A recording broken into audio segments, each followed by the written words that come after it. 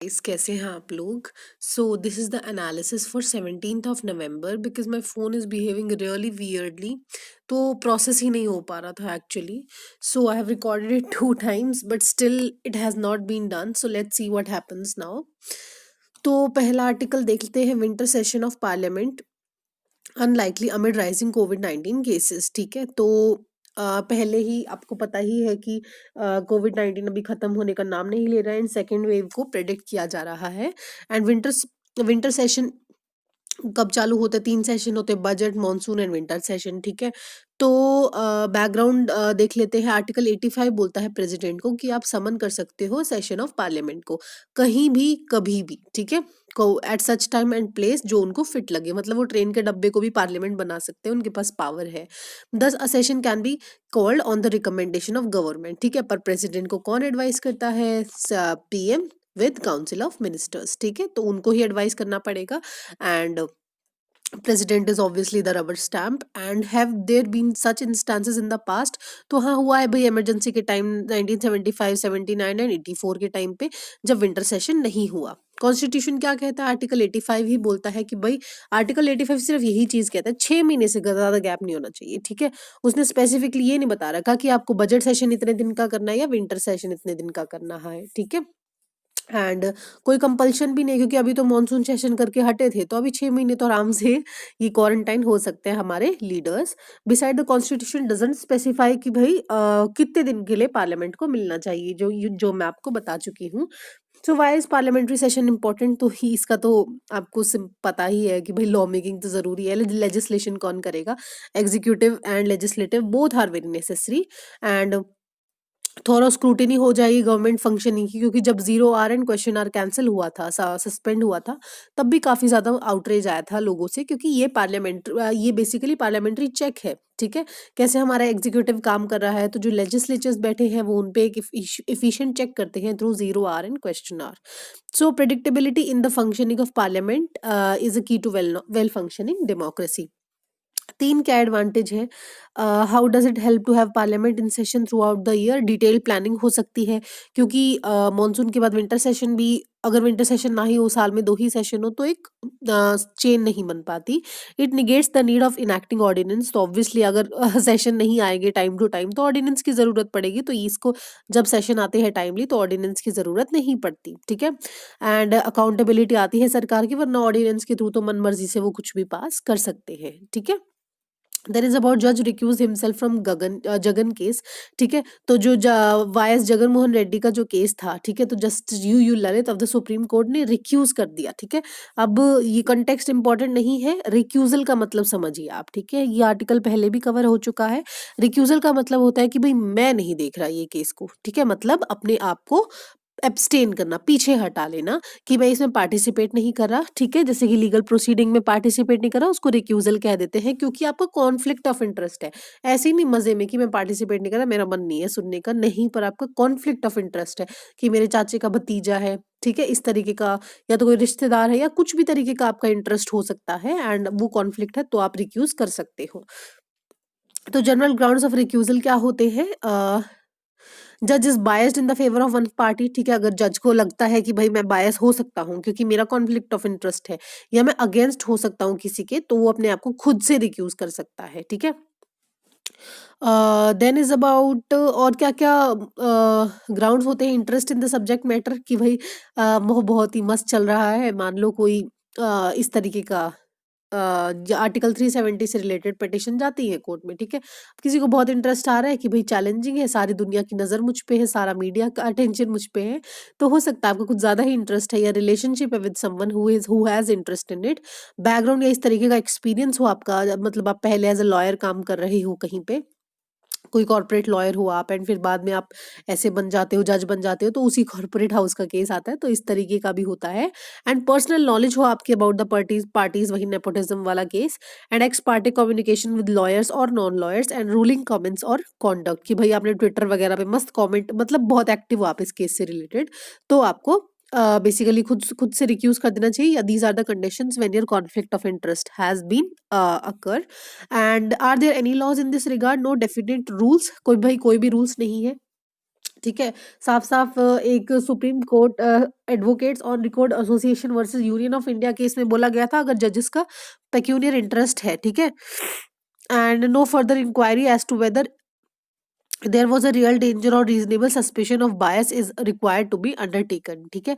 तो इंक्वायरी वगैरह की जरूरत नहीं पड़ती, उसको खुद से ही खुद रिक्यूज कर देना चाहिए। एंड ऑफ ऑफ ऑफिस में भी लेते हैं कि भाई हम अपना ड्यूटीज डिलीवर करेंगे, जस्टिस विदाउट फियर फेवर और इल अफेक्शन और ill will.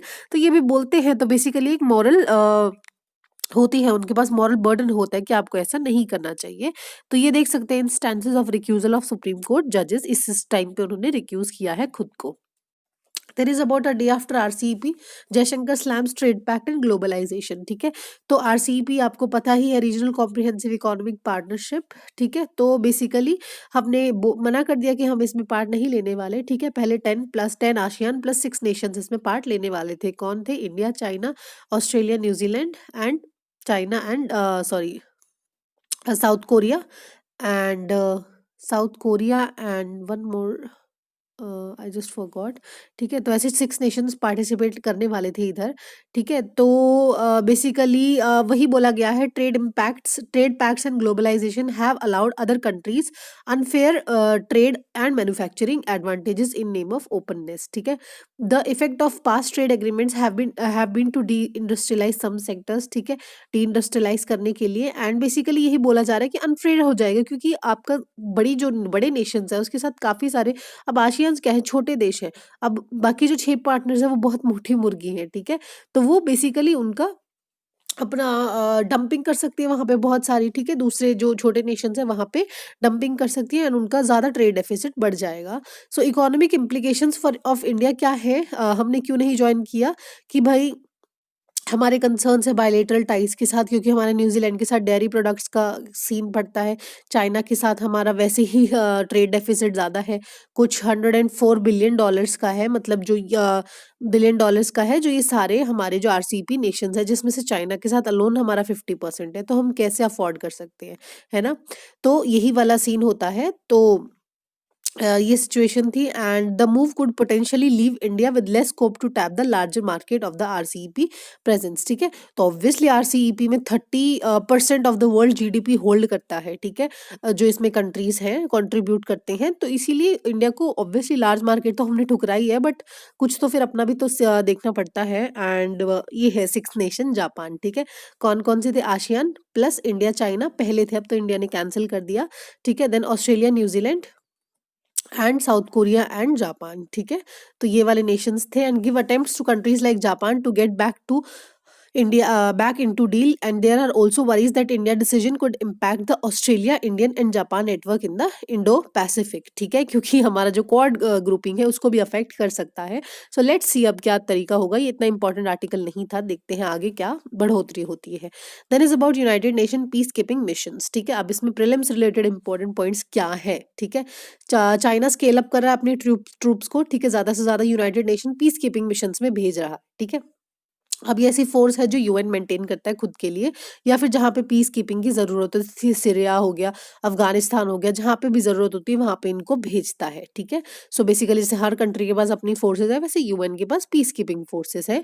India and UN peace keeping, so India has been consistently among top troop contributors. तो हम पैसा तो कंट्रीब्यूट ज्यादा कर नहीं सकते, पर हमारे पास आबादी बहुत है, तो हमने ट्रूप्स को कंट्रीब्यूट किया है, एंड 5th लार्जेस्ट है हमारे troops in the UN peace keeping missions, ठीक है। रेगुलर बजट में हम लोग करते हैं, but it is 0.83% only, and India has so far participated in 51 of the 71 missions, and 2 lakh personal हम अब तक भेज चुके हैं।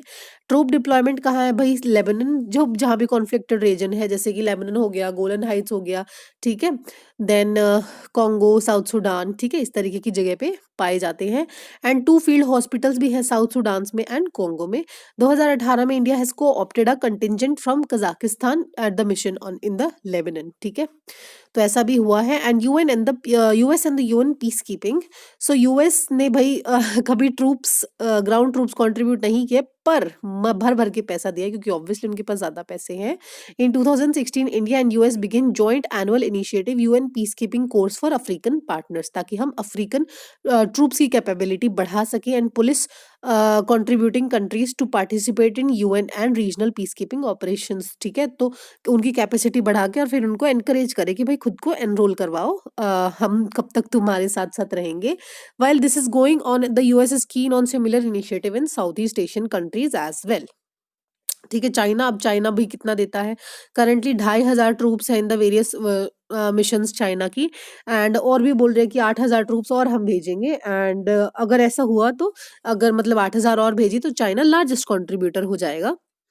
एंड जैसे कि 27% हमने देखा यूएस कंट्रीब्यूट करता है, तो चाइना 12% करता है contribute in the regular general budget. And peace keeping budget अलग होता है इनका, जो भी आर्म्स एंड एम्यूनिशंस के लिए पैसा चाहिए उसमें 15% कंट्रीब्यूट करता है।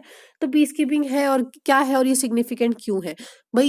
यूनाइटेड नेशन पीस कीपिंग क्या सारे दुनिया का इन्होंने बेसिकली ठेका ही ले रखा है पीस को इंश्योर करने का। It is a joint effort between department of peace operation and department of operational support. ठीक है, ऑथोराइज कौन करेगा?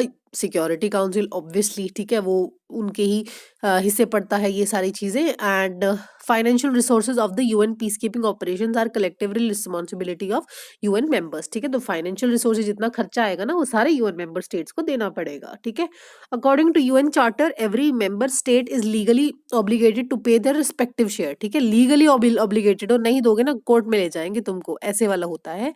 कॉम्पोजिशन क्या होते हैं? इनको ब्लू हेलमेट्स कहते हैं। ठीक है, बेसिकली जो यूएन पीस कीपर्स होते हैं, क्योंकि उनका उस तरीके का होता है ब्लू कलर का helmet. And can include soldiers, police officials या सिविलियन पर्सनल्स। ठीक है, तो मेंबर स्टेट खुद ही वॉलंटरी बेसिस पे बोलते हैं, किसी को ऑब्लिगेशन नहीं है। जैसे पैसे देने की तो लीगली है, पर ये वॉलंटरी है भाई, जिसकी जितनी श्रद्धा है उतने बंदे आप भेज सकते हैं। Civilian staff of peace keeping operations are international civil servants. ठीक है, वो इंडिया या बाउंड्री रिलेटेड नहीं होते, वो इंटरनेशनल सिविल सर्वेंट्स होते हैं। एंड यूएन सेक्रेटरीट उनको डिप्लॉय करता है। ठीक है, यूएन पीस कीपिंग 3 प्रिंसिपल से गाइड होती है। कंसेंट होता है पार्टीज का, जितने भी 194 मेंबर्स है, impartiality and non use of forces accept in self defence, जैसे हमारे इंडिया का एजेंडा है। देन देख लेते हैं, Trump is not conceding defeat, what next? तो डोनाल्ड ट्रम्प कह रहे नहीं, मैं कैसे हार सकता हूँ। ठीक है, तो ये वाली चीज है। तो उन्होंने बोला है कि भाई वोटर फ्रॉड चल रहा है एंड लीगल चैलेंजेस बोला है कि ऐसा होना चाहिए, लीगल इसका स्क्रूटिनी होनी चाहिए। ठीक है, बहुत इंपॉर्टेंट आर्टिकल नहीं, मेन देखते हैं। लीगल प्रेशर बोलने की बात कह रहे हैं, जो पेनिसिल्वेनिया, मिचिगन, एरिजोना की जो स्टेट्स हैं यूनाइटेड स्टेट्स में, उनको बोला है asking courts to prevent state officials from certifying the votes. ठीक है, and then is about president, क्या होता है अगर president still refuse to vacate the office? वो कह रहे हैं मैं व्हाइट हाउस छोड़ूंगा ही नहीं, ट्रम्प। एंड तो क्या होता है फिर? एफबीआई, फेडरेशन ब्यूरो ऑफ, ठीक है, तो फेडरेशन आती है इन्वेस्टिगेशन वाली। And FBI and secret service control the white house, फिर वो चार्ज ले लेती है एंड फिर ऑब्वियसली नए प्रेसिडेंट को लेकर आते हैं। अब तक ये लगा लो हिस्ट्री में किसी प्रेसिडेंट ने नहीं बोला मैं व्हाइट हाउस नहीं छोड़ूंगा। बाकी देखो क्या होता है इसके बाद, छोड़ते हैं या नहीं छोड़ते, छोड़ना ही पड़ेगा obviously. Then is about Kerala fibre optic network project. ठीक है, अभी उन्होंने क्या सोचा है कि भाई जो पुअर फैमिलीज है या पब्लिक ऑफिसेज है, उनके लिए हम दिसंबर तक फ्री इंटरनेट लेकर आएंगे, क्योंकि making internet access a citizens right. ठीक है, ताकि हम सिटीजन्स राइट लेके आ सके। Aims to provide high speed internet to over 20 lakh below poverty line household. ठीक है, बीपीएल रेखा से जो नीचे आते हैं वहां पे फ्री इंटरनेट हो। कोलैबोरेटिव एफर्ट है state power utility, Kerala state electricity board and Kerala state IT infrastructure limited. ठीक है, internet service providers and cable वाले भी ज्वाइन कर सकते हैं, optic fibre to provide their services, वो भी ज्वाइन कर सकते हैं इसमें। एंड 30,000 गवर्नमेंट ऑफिसेज और स्कूल्स को भी लिंक किया जाएगा। एंड अनदर माइलस्टोन होगा, क्योंकि सेवरल ह्यूमन डेवलपमेंट इंडिकेटर्स, ताकि वो मैच कर सके विद फर्स्ट वर्ल्ड कंट्रीज। ठीक है, ऑब्वियसली जो डेवलप्ड कंट्रीज है उनसे मैच कर सके। एंड केरला हमेशा 1 फुट अहेड ही रहा है, ठीक है, in these innovative schemes as well as the facilities they are providing. So you can quote somewhere कि भाई ऐसा होना चाहिए, हमें फाइबर ऑप्टिक नेटवर्क का यूज करके लोगों को फ्री इंटरनेट प्रोवाइड करना चाहिए। ठीक है, then what is Ariel space mission adopted by ESA? ठीक है, तो भाई देखो इस पे ज़्यादा बुद्धि मत लगाओ, वैसे भी 2019 में लॉन्च होगा, ठीक है। तो ईएसए ने फॉर्मली अडॉप्ट कर लिया है एरियल मिशन को। फुल फॉर्म क्या है? Atmospheric remote sensing infrared exoplanet large survey. मोटी मोटी बात क्या है? एक्सोप्लैनेट्स को स्टडी करेगा। एक्सोप्लैनेट्स क्या होते हैं? हमारे सोलर सिस्टम के बाहर की प्लैनेट्स, ठीक है। Then it will perform large scale survey, ठीक है, थाउजेंड्स ऑफ एक्सो प्लैनेट्स को 4 year within a period of 4 year, 2029 में लॉन्च होकर अगले 4 साल में उनको स्टडी करेगा। Ariel is the first mission इस तरीके का to measuring the chemical composition and thermal structure की, ठीक है, किस केमिकल से बनी है और उनका थर्मल स्ट्रक्चर कैसा है, ठीक है। It will also help to answer one of the key questions कि what are the conditions for planet formation, की जो हम आज तक सोचते हैं लाइफ कैसे बनी, ठीक है। सो इसके बारे में पता लगाएगा। How exoplanets are found, तो टेलीस्कोप से भी मिली है एंड इनडायरेक्ट मेथड से भी, जैसे कि इंफ्रारेड रेज से या फिर यूवी रेज मतलब एमिट होते हैं। अब हमें ब्लैक होल भी इसी तरीके से मिला है, हमने इंफ्रारेड वहां से वेव्स एमिट हो रही थी, ठीक है, तो पता चलता है। And tracking the dimming of the star that happens when planet passes in front of it. NASA's Kepler space telescope uses the methods to spot thousands of its planet, ठीक है। तो डिमिंग ऑफ अ स्टार देखते हैं, मतलब तारा कम कम कम कम बुझने लगता है when planet उसके आगे से पास होती है, क्योंकि ऑब्वियसली ये तारा चमक रहा है, इसके यहाँ से पास होएगी ना, प्लैनेट रोटेट करेगी, तो फिर वो जब रेवोल्यूशन होगा तब वो डिम होगा ही। तो केपलर तो ऐसे ढूंढता है। Gravitational lensing and wobbling method क्या है कि orbiting planet will cause the its parent start to orbit slightly off the centre, ठीक है। तो मान लो कि ये सेंटर यहाँ पे पाया जाता था, तो थोड़ा सा इधर हो जाता है जो स्टार उसको ऑर्बिट करता है। तो प्लैनेट के ऑर्बिटिंग से ये होता है। तो एक्सोप्लैनेट की स्टडी क्यों जरूरी है? तो भाई वही पता चलेगा जब वहां पता चलेगा लाइफ कैसे बनी, तभी हम अर्थ का बेसिकली हम प्रूफ निकाल सकते हैं, ठीक है, कि लाइफ में। और फिर दूसरी बात की लाइफ में exist beyond earth as well, ठीक है। अभी तक तो कोई एविडेंस नहीं है, पर हमें एविडेंस मिल जाएगा। हमें क्या पता कोई हाई बाई करता हुआ एलियन ही मिल जाए। And as of now 4,000 planet को कंफर्म किया है कि एक्सो हैं। And Proxima Centauri B is the closest exoplanet to earth and 4 light years away है हमारे इधर से, and inhabits the habitable zone of its stars, which means that it could possibly have, कि यहाँ पे पानी पाया जा सकता है। So this was it about Ariel mission, ठीक है। तो एरियल स्पेस मिशन के बारे में ध्यान रखना, तो वैसे भी अभी इतना इंपॉर्टेंट नहीं है, 2029 का है। तो US and climate after Donald Trump, तो पेरिस एग्रीमेंट को तो यूएस ने फॉर्मली बेसिकली वहां से निकल गए थे, ठीक है, एग्जिट कर दिया था, फॉर्मली तो डिक्लेयर कर दिया था एंड पेपर वर्क भी हो गया।